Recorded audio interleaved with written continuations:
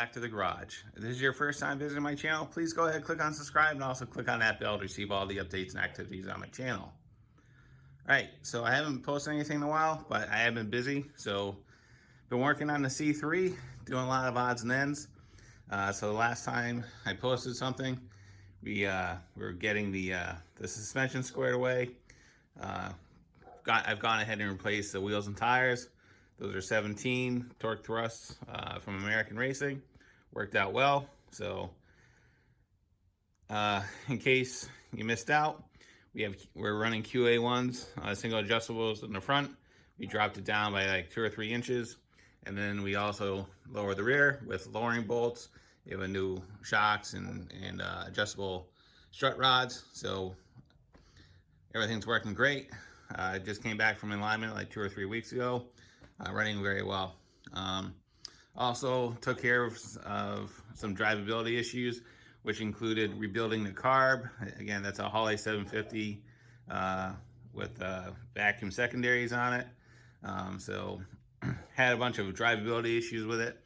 So some of it was related to the carb. A lot of it was actually related to the timing. The timing on it was way off, and so took care of that, and pretty much all the drivability issues are now gone. Things running great, so I've been enjoying this thing for the last couple months and everything else. So a common issue with these C3s is, especially as you get into the summer months, a lot of people will complain about excessive heat in the cabin, almost to the point where some people don't want to drive them. And the reason is, again, it's an older car, and when it was from the factory, everything was new, everything worked great. But again, with any older car, there's going to be issues with materials as stuff goes along, and seals start to fail and everything else. And the C3 is no different. And basically what happens, there's a lot of hot air that gets dragged in into the passenger area, and actually what will happen is it'll actually roast your feet. It gets so bad. Some cars are worse than others. Big block cars are worse. If you're running headers, that also contributes to it. But at the end of the day, people say, oh, there's a way to mitigate the heat. You can bypass the heater core. You can insulate the floorboards, which is something I already did last year when I replaced the carpet. And then, some people say, oh, you got to take out the heater box, make sure that's all sealed, and that's all well and good. But one of the major contributors to excessive heat in the cabin is actually due to the failed seals on the fresh air doors, right? So before I show you what those are, I think we should probably explain on how the system works, right?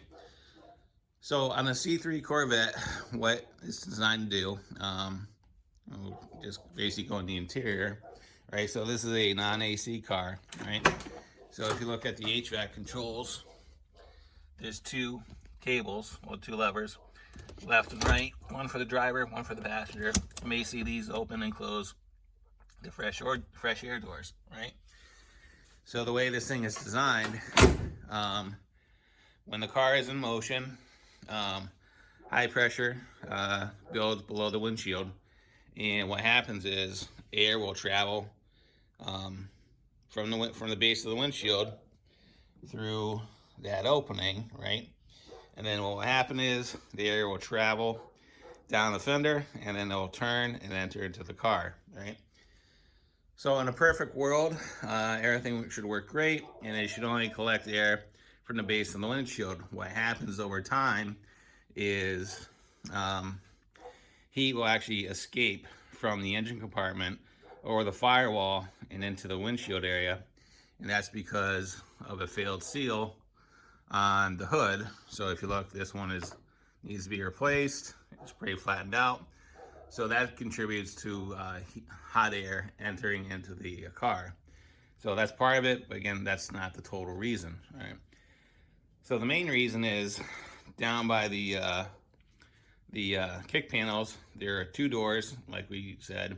Basically, they'll open and close, and primarily they're going to be closed during the summer, and if everything works great, you have no airflow, right? But what happens is on those doors, there's two rubber seals. You got to go into the sheet metal enclosure that's built into the body of the car. Well, the body of the car. And then if those seals are gone, what will happen is, regardless if those levers are closed or not, air will just travel from the base of the windshield down through the fender and right into the engine compartment on both sides. And that's where you get the sensation of hot feet, and the cabin just gets heated up very quickly, and you'll notice it, right? So what we're going to do is I'm going to show you where those doors are located, what you need to do to get them out and basically replace them. It's not that big of a deal. The biggest issue is the space that you need to work in. So here are the two original doors that I pulled out.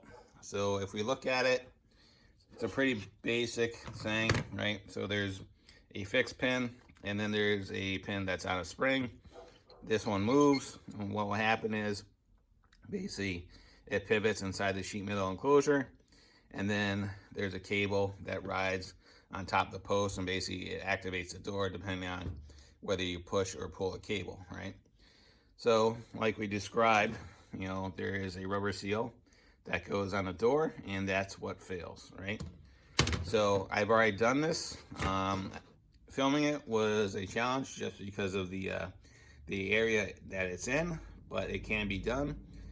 So I'll show you what I did, and let's get to it and get these things replaced. All right, so this is what we're talking about. There is the door, and it just sits in the pocket. It's held in by one pin and a spring pin, and all we're gonna do is we're gonna release the pin, push it forward, and then pull it out.